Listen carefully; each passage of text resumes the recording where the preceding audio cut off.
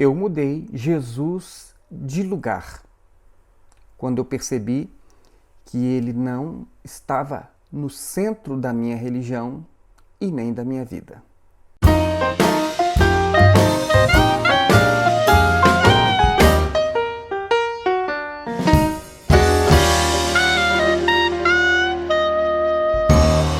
Se você é um cristão, responda. Qual é o centro da sua vida religiosa? Qual é a coisa mais importante da sua prática religiosa cristã? Qual é o elemento principal da sua fé cristã, sem o qual você nem mesmo poderia ser chamado de cristão? Seria o templo? Seria o culto da sua igreja? Seria a ceia ou o batismo nas águas? Seria a lei de Moisés? Seria o ritual levítico? Seriam as tradições judaicas? Ao final deste vídeo nós vamos responder a cada uma destas perguntas. No penúltimo vídeo desta playlist, nós mostramos que templo na Bíblia ou é uma referência ao Templo de Jerusalém ou é uma referência a templos de deuses pagãos. Mostramos também que nem mesmo no Novo Testamento você vai encontrar um texto, uma passagem ou mesmo um versículo que associe o local de reunião da sua igreja ou de qualquer igreja com a palavra templo, muito menos em referência a templo de Deus. Esclarecemos ainda que o ritual levítico, conhecido como um serviço de culto a Deus, só era praticado no Templo de Jerusalém e em nenhum outro lugar. Então, nós concluímos que, se não há um templo funcionando em Jerusalém, não há que se falar em sacerdotes e levitas para a ministração do ritual levítico e nem mesmo em sacralização de outros locais. Também não faz sentido a sacralização de objetos ou elementos daquele culto levítico, a exemplo de dízimos, ofertas, candelabros, altar do sacrifício, altar do incenso, aspersão de sangue em objetos e coisas desse tipo. E tudo isso foi explicado para mostrar que é algo totalmente estranho à Bíblia o transporte desses elementos para a prática da igreja inclusive hoje. Muito bem.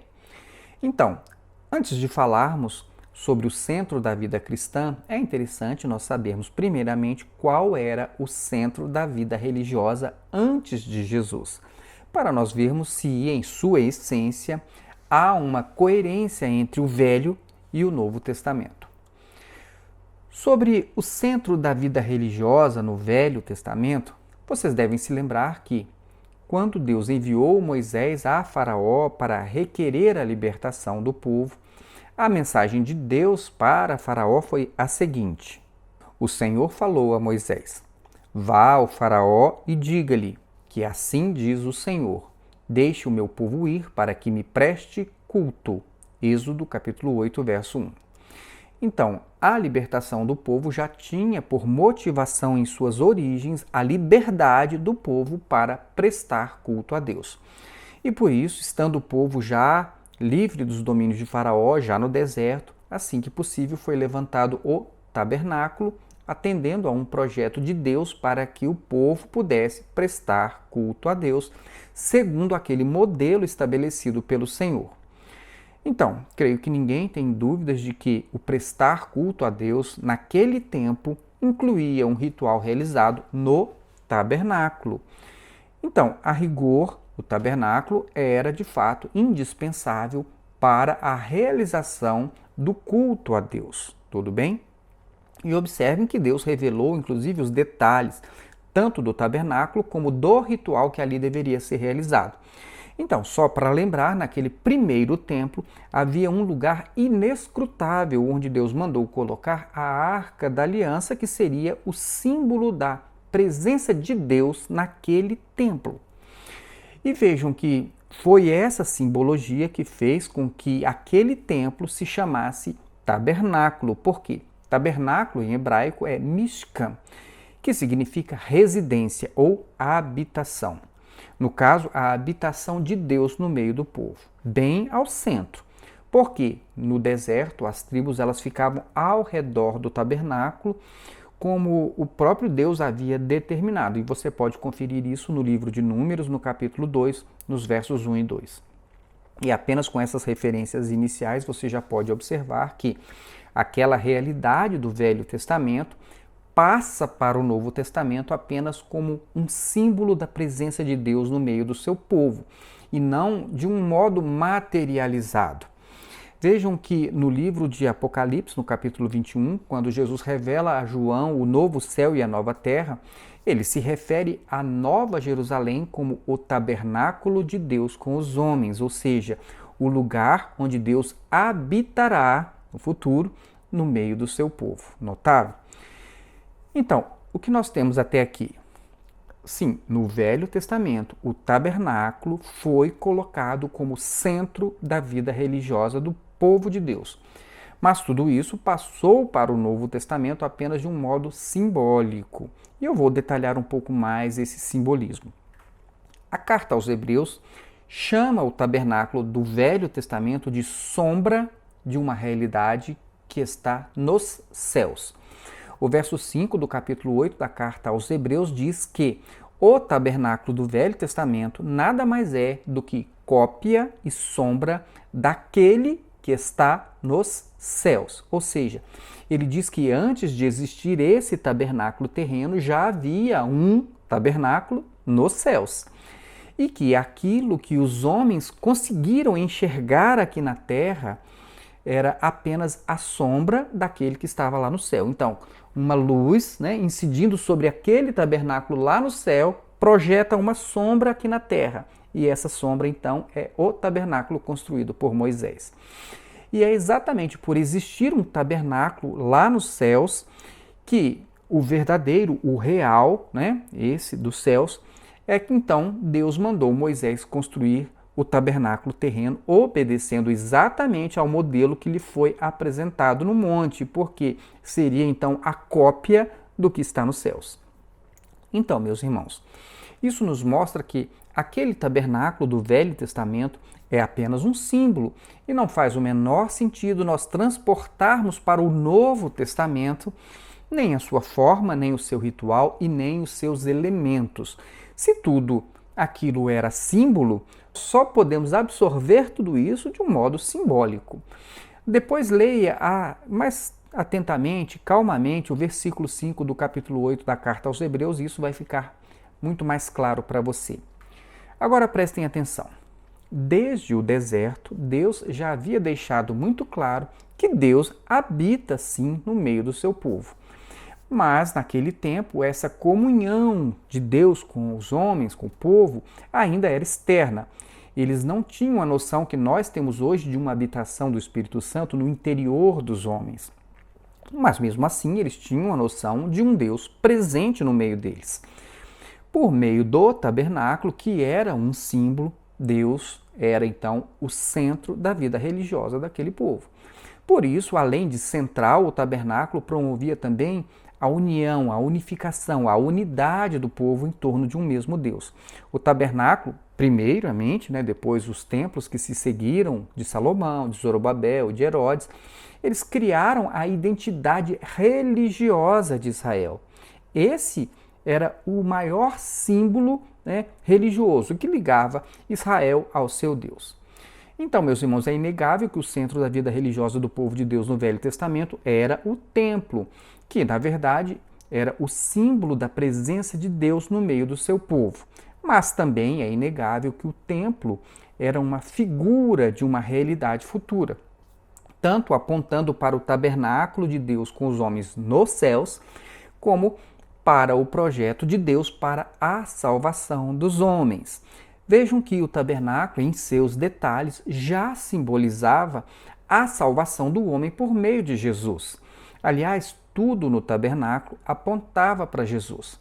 As cortinas, as estacas, o altar do sacrifício, o cordeiro, a pia de bronze, a mesa e os pães da proposição, o candelabro, o incensário, o véu do Santíssimo Lugar, a arca da aliança e o seu propiciatório e até mesmo o sumo sacerdote. Então, ainda que os homens do Velho Testamento não pudessem perceber, Jesus já estava representado bem ao centro da vida religiosa do povo ali mesmo no Velho Testamento. Agora pensem bem. Vocês acham que as pessoas naquele tempo sabiam que tudo aquilo era apenas uma simbologia de uma realidade diferente a se manifestar apenas no futuro, profeticamente? Ora, irmãos, naturalmente, para aquelas pessoas, toda a religião se resumia naquilo que eles conheciam e estavam praticando. Para eles, o templo era realmente a casa de Deus e o local da expiação dos pecados. E eles não tinham como entender nada diferente disso, porque afinal era isso mesmo que tudo aquilo representava. Mas vejam bem, hoje nós temos total condição de saber o que é um símbolo e qual é a realidade que cada um desses símbolos representa. E sobre isso agora eu quero apenas abrir um parêntese. Não me entendam mal, mas os primeiros cristãos, que eram judeus convertidos a Cristo, não tinham a mesma condição de entender tudo o que nós conseguimos entender hoje. Isso não é nenhum tipo de presunção religiosa e eu vou mostrar isso para vocês. A história nos mostra que as palavras de Jesus foram produzindo efeitos progressivos na mente dos homens, inclusive dos apóstolos e dos demais discípulos que acompanharam Jesus durante o seu ministério, isso homens e mulheres. Como hoje nós estamos vivendo uma realidade totalmente diferente da cultura daquele tempo, é comum nós até imaginarmos que Cristo veio ao mundo e naqueles poucos anos do seu ministério tudo mudou radicalmente, imediatamente, instantaneamente. Mas o fato é que não foi bem assim.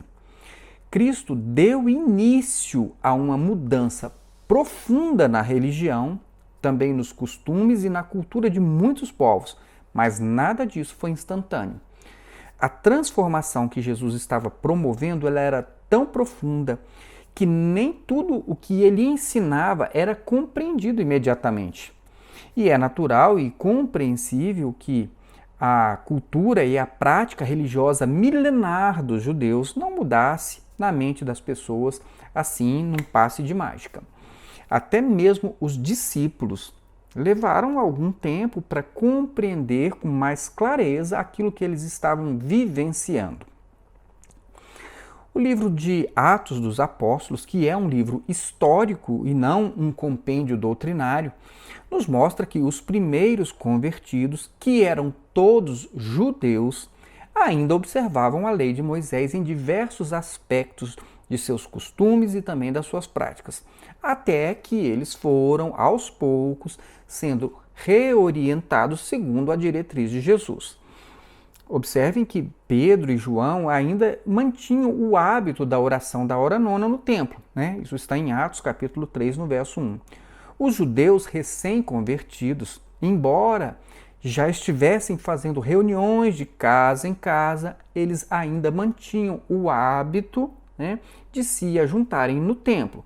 Você vê isso em Atos, capítulo 2, do 46 ao 47, e no capítulo 5, dos versos 19 ao 21 e o 42. Isso era natural, porque os judeus convertidos aceitaram que Jesus era o Messias, mas eles não deixaram de ser judeus. Eles continuaram judeus e, obviamente, apegados à lei e aos costumes judaicos. Somente com a estruturação doutrinária cristã, que foi se solidificando aos poucos, isso levou mais de 30 anos, é que os judeus foram criando a consciência de que não estariam mais sujeitos à observância da lei de Moisés e também daqueles costumes, né, judaicos.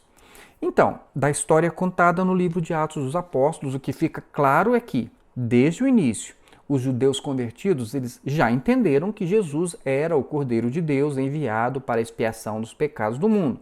E por isso, obviamente, eles abandonaram de imediato a prática dos sacrifícios de animais no templo.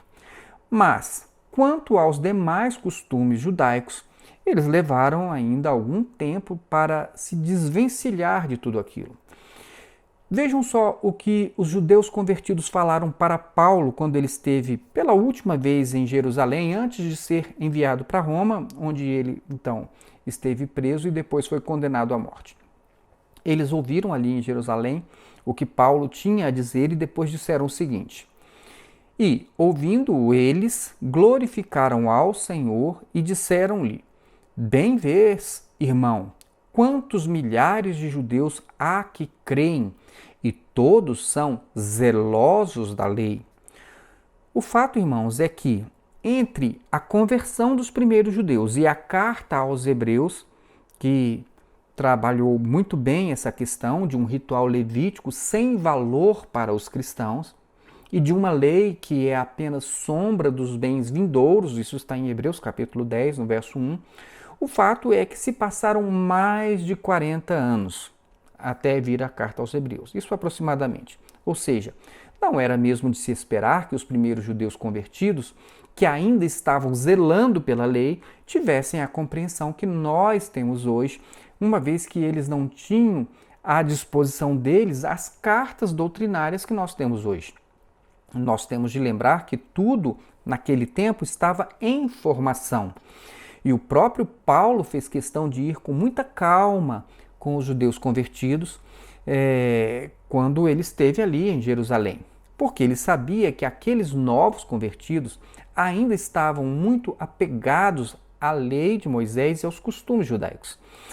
Por isso nós devemos entender que nos anos iniciais da igreja, o templo e o ritual levítico ainda ocupavam um lugar central na mente e na vida dos judeus, inclusive dos judeus convertidos a Cristo. E o livro de Atos dos Apóstolos deixa isso muito claro para nós. Mas isso não pode ser usado como justificativa hoje para nós nos apegarmos a templos, a cultos e também aos seus rituais. Tudo bem? Então, sabendo disso, nós vamos ver agora qual é o centro da vida religiosa no Novo Testamento. Eu acredito que nenhum cristão terá dificuldade de responder a esta pergunta, não é mesmo? Ora, nós já vimos que, até observando as figuras do tabernáculo e do ritual levítico do Velho Testamento, Cristo aparece como figura central porque ele é a essência do projeto de salvação do homem, revelado por figuras nos sacrifícios dos animais para a expiação de pecados. João Batista confirmou isso ao apontar para Jesus e declarar: Vejam, é o Cordeiro de Deus que tira o pecado do mundo. João capítulo 1, verso 29. Todo cristão tem essa noção da centralidade de Cristo, mas o fato é que uma grande maioria tem dificuldade de deixar Cristo no centro da sua vida religiosa. Muitos cristãos ainda dão mais importância a locais de adoração, a estruturas eclesiásticas, a rituais, a cerimônias e a liturgias, do que dão valor às próprias palavras de Cristo. Dessa forma, e é por isso que Cristo acaba não ocupando lugar central em suas vidas. Por quê? Porque o lugar está ocupado. E por essa razão, a carta aos Hebreus vem para levar os cristãos a compreenderem que o velho tinha de ser afastado para dar lugar ao novo. Segundo muitos estudiosos, a carta aos Hebreus foi escrita no entorno dos anos ali em que o templo foi destruído. O templo foi destruído no ano 70 depois de Cristo.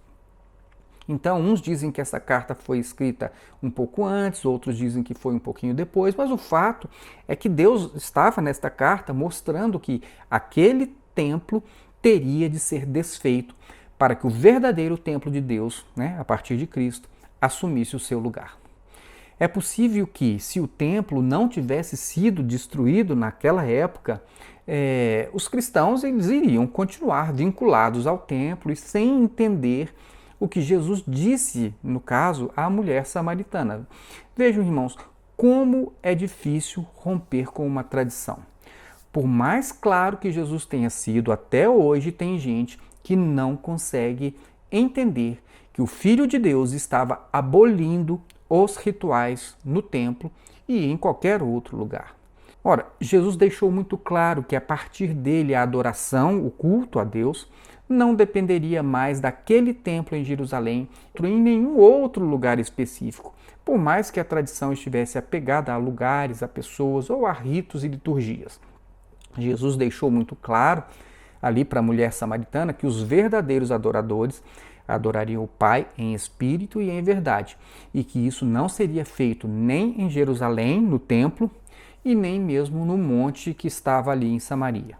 Por isso, irmãos, se nós realmente queremos dar um lugar central a Cristo, nós não podemos colocar a palavra de Cristo em uma posição secundária, dando mais valor ao que os primeiros cristãos judeus fizeram do que aquilo que Jesus nos disse com todas as letras. E eu vou reforçar, os primeiros cristãos que moravam em Jerusalém ainda estavam de fato apegados a tradições judaicas, mas nós temos de entender que esse apego à lei e às tradições judaicas só é aceitável, ou pelo menos compreensível, porque eles eram judeus e não tinham à disposição deles nem mesmo as cartas do Novo Testamento, que só surgiram muitos anos depois. Agora, cristãos, gentios como nós, pretenderem abraçar a tradição judaica depois de conhecer a realidade de Cristo e ter, no caso, à nossa disposição todo o conteúdo do Novo Testamento, chega a ser uma coisa muito estranha.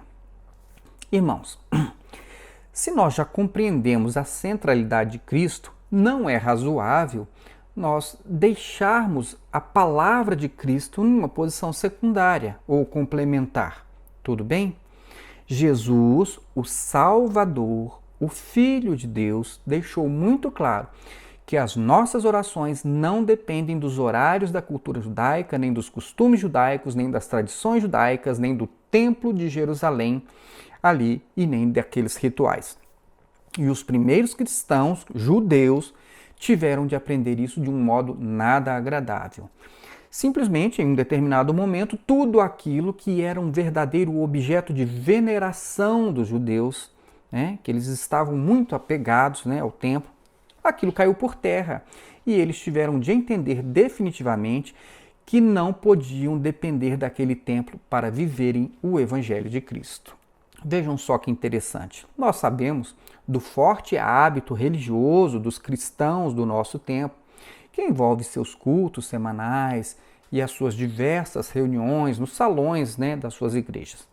Às vezes isso parece até ser a coisa mais importante da vida cristã. Eu digo isso porque as pessoas são zelosas para não perder essas reuniões, mas elas não são tão zelosas assim quando o assunto é fidelidade, perdão, amor ao próximo, respeito, santidade, verdade. Isso é aceitável? Aceitável não, mas é compreensível, uma vez que cultos, igrejas e rituais fazem parte de uma cultura enraizada na mente dos religiosos. Enquanto os princípios de Cristo nem sempre eles estão assim tão fixados nas suas mentes. Vejam que são centenas de anos ouvindo que o salão da igreja é consagrado, que ele é a casa de Deus, que todo cristão que não frequenta semanalmente esses locais, eles estão em rebelião contra uma ordenança de Deus, que o culto é o alimento espiritual do cristão e assim por diante. Então, o fato é que isso está impregnado na mente das pessoas, E isso, inclusive, elas pensam que se elas não estiverem ligadas a uma instituição assim, elas não fazem parte do corpo de Cristo. Elas têm que estar realmente vinculadas a alguma denominação cristã. Por causa dessa cultura cristã, se eu dissesse no início deste ano de 2020 que um crente poderia passar 4 meses em casa sem pisar em uma igreja e continuar sendo um bom crente, certamente eu seria muito criticado por essa afirmação. Mas olha só o que aconteceu. Nós passamos aproximadamente mais de 4 meses sem fazer reuniões em igrejas, em locais de reuniões de igreja, por causa da pandemia que nos atingiu. E nem por isso nós deixamos de ser crentes. Nós não deixamos de crer no sacrifício de Jesus, no seu amor, na sua salvação, não é verdade? E eu não estou dizendo que a pandemia foi enviada por Deus para colocar à prova este ensino tradicional. O que eu estou dizendo é que o discurso tradicional que vincula o ser igreja a um local de reuniões, ele saiu muito enfraquecido dessa história. De certa forma, essa tradição religiosa cristã, se não foi abalada, pelo menos foi afetada, de modo que muitos cristãos conseguiram enxergar uma rachadura começando a aparecer nessa estrutura cristã tradicional. Eu acredito que a destruição do templo de Jerusalém, no ano 70 depois de Cristo, foi algo muito mais forte do que isso que nós estamos passando hoje. Porque naquele tempo tudo estava desmoronando para eles, inclusive a menina dos olhos de todo judeu, que era aquele templo ali de Jerusalém. Jesus chegou a apontar a rachadura, e avisou o que viria pela frente, mas muitos não quiseram acreditar. E o que sucedeu? Os judeus cristãos tiveram de aprender do modo menos agradável possível que o templo não era o centro da vida cristã, mas Cristo é o centro da vida cristã. E eles tiveram de se desapegar do templo e das tradições que ali eram realizadas. Então, com aquele evento, eles perceberam que Jesus estava certo. Eles não precisavam daquele templo para adorar, eles não precisavam daquele templo para orar, eles não precisavam daquele templo para ser cristãos. E a igreja, em vez de desaparecer, só cresceu. Aos poucos, o Espírito Santo foi trabalhando nos corações para assentar na consciência dos primeiros cristãos que a manifestação do novo exigia uma completa substituição do velho modo de se prestar culto a Deus. A partir da glorificação de Jesus, nada do velho pacto poderia subsistir. O templo de pedras teria de ser substituído por um templo de carne e osso, e o ritual, com tudo o que dele fazia parte, deveria cessar a partir do sacrifício do Cordeiro de Deus. Assim, a adoração passaria a ser realizada por todos os homens, em espírito e em verdade, a partir de seus próprios templos de carne e osso, e sem a necessidade de intermediários, sacerdotes e levitas naquele ritual. Qualquer intenção de restaurar as figuras do culto do Velho Testamento, ainda que parcialmente, e transportá-las para a prática religiosa cristã é simplesmente uma forma de se desprezar todo esse projeto de salvação do homem revelado em Jesus, é desprezar a graça de Deus e voltar para a lei. Ora, irmãos, nós não podemos falar da graça de Deus se nós ainda estamos retrocedendo para a lei, colocando em prática as coisas que eram apenas figuras, rituais, cerimônias e tradições da antiga aliança. Mas nós sabemos que os cristãos deste século ainda têm muita dificuldade de entender certas coisas da graça de Deus, porque, infelizmente, somos herdeiros de uma cultura católica milenar que, nesses aspectos ritualísticos, permaneceram mesmo com a reforma protestante. Não bastasse isso, o protestantismo, em diversas ramificações, foi financiado no seu início pela maçonaria. E essa influência ainda permeia o cristianismo tradicional, mesmo no nosso tempo. Evidentemente, muita gente não percebe isso porque a maçonaria nunca foi um livro aberto. E por tudo isso, romper com essa tradição é realmente muito difícil. E o que nós temos hoje?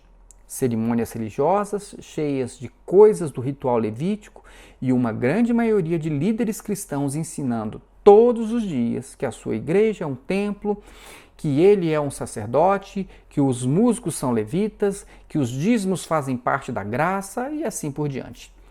E você, não acha isso estranho? Meus irmãos, como eu sempre digo, nós não estamos aqui para lhe convencer de nada, mas para lhe oferecer alternativa bíblica para o seu viver em Cristo. Se você já percebeu que o salão da sua denominação não é o templo de Deus e que o culto da sua denominação cristã não pode ser o centro da sua vida religiosa, saiba que você tem a alternativa de colocar Cristo no centro de sua vida religiosa, de fato e de verdade. E, dando ouvidos aos ensinamentos de Jesus sobre a adoração, a sua perspectiva pode mudar completamente. Se você fizer essa opção, você vai poder realizar um culto que sai de dentro do verdadeiro templo de Deus, hoje em dia, que está no seu interior. E é desse templo, desse lugar central da sua vida e da humanidade como um todo, é que vai sair a verdadeira adoração e a oração mais sincera, independentemente do lugar onde você esteja, seja em casa, seja no seu quarto de oração, ou reunido com a sua família, ou reunido com seus amigos cristãos, na casa de algum deles, ou em uma reunião com seus colegas de trabalho no intervalo do almoço, ou em encontros com outros cristãos durante as suas férias, seus passeios, seus encontros, talvez em algum hotel, não sei. Enfim, se Cristo for o centro da sua vida religiosa, você vai perceber que os cercados denominacionais, eles vão perder o sentido de existir. Porque as milhares de denominações cristãs que criam seus cercadinhos só servem para promover a divisão do corpo de Cristo em torno de preferências ritualísticas e doutrinárias. Certamente, você ouve constantemente expressões do tipo: o nosso povo, no nosso meio, aqui é diferente, nesta obra, e assim por diante. Todas essas expressões funcionam como chaves mentais, como mecanismos sutis para justificar a divisão, para justificar o cercadinho, para distinguir o seu grupo dos demais membros do corpo de Cristo. Enfim, se Cristo for o centro da sua vida religiosa, o corpo de Cristo tomará uma nova dimensão em sua vida. E a sua adoração nunca mais vai estar vinculada a um lugar específico ou a um ritual religioso com hora para começar, hora para ficar de joelhos, hora para cantar, hora para ficar ouvindo uma pregação, hora para ficar de pé, hora para entregar os dízimos, hora para receber uma oração e assim por diante. Se Cristo for o centro da sua vida religiosa, você nunca mais vai precisar materializar elementos do ritual levítico para realizar um culto a Deus ou entrar no Santíssimo Lugar. Porque esse Santíssimo Lugar não estará mais fora de você. E você vai entender que está dentro de você. Então, vamos ver como eu responderia aquelas questões iniciais deste vídeo. E eu falo apenas por mim, tudo bem? Primeira pergunta: qual é o centro da sua vida religiosa? A resposta: Jesus Cristo, o Cordeiro de Deus que tira o pecado do mundo e que é a pedra angular que os construtores rejeitaram. Segunda pergunta: qual é a coisa mais importante da sua prática religiosa cristã? Resposta: observar os princípios ensinados por Jesus no Sermão do Monte e ser um imitador de Cristo. Terceira pergunta: qual é o elemento principal da fé cristã, sem o qual eu nem mesmo posso ser chamado de cristão? Não é o templo, porque o templo foi derrubado e os cristãos continuaram a ser cristãos. Não é culto de igreja, porque há no mundo diversos cristãos que não podem nem mesmo fazer cultos públicos ou reuniões, porque eles estão morando em um país que é proibidas as reuniões cristãs. E na maioria das vezes essas pessoas são mais cristãos do que aqueles que fazem culto. Também não é a ceia nem o batismo nas águas, porque o ladrão pregado na cruz, ao lado de Jesus, não participou de nenhuma ceia e nem foi batizado, mas Jesus declarou que ele seria salvo. Também não é a lei de Moisés, e nem o ritual levítico, e nem as tradições judaicas, porque o templo foi derrubado e nenhuma dessas coisas foi condição para que alguém fosse discípulo de Cristo. Então, eu diria que o elemento essencial da minha fé cristã, aquele que não pode faltar em nenhuma circunstância, é Cristo, somente Cristo. Tudo mais é acessório, tudo mais é secundário, tudo mais, eventualmente, pode faltar, menos Cristo. Então, irmãos, nunca deixe que nada tome o lugar central de Cristo em sua vida. Não deixe que o sistema religioso faça de você um adorador de denominações, de templos, de cultos, de rituais. Uma pessoa pode se salvar nos últimos minutos da sua vida, aceitando a salvação por meio de Jesus Cristo, ainda que ele nunca tenha pisado em uma igreja, nunca tenha sido batizado, nunca tenha participado de uma ceia, mas ele não vai poder ser salvo sem Cristo. Isso fica claro para vocês? E por favor, evitem discutir sobre ceia e batismo nos comentários deste vídeo, porque haverá um vídeo específico para tratar somente disso, tudo bem? É só ter um pouco de paciência e nós vamos com calma. O que importa neste momento é que você tenha compreendido que no Velho Testamento, o culto levítico, o tabernáculo e os templos de Jerusalém, Salomão, Zorobabel e Herodes, eles eram elementos centrais na vida do povo de Deus, mas que isso só pode ser trazido para a nossa realidade de um modo simbólico, de modo a apontar para o centro da vida cristã, que é Cristo. No Velho Testamento, era razoável chamar o tabernáculo e os templos edificados em Jerusalém de casa de Deus, mas essa designação não faz o menor sentido hoje.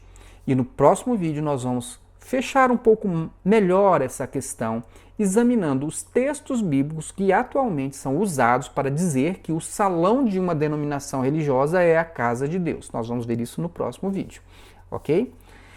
E é isso aí, meus irmãos. Se você gostou deste vídeo, deixa aí o seu like, compartilhe esta mensagem com outras pessoas, ative o sininho para que você possa ser informado quando nós trouxermos a continuação deste assunto, neste canal. E nós só temos agora que agradecer pela sua paciência, em nos ouvir durante todo este tempo, e desejamos a você que Deus te abençoe. Um grande abraço, fique com Deus e até o nosso próximo vídeo.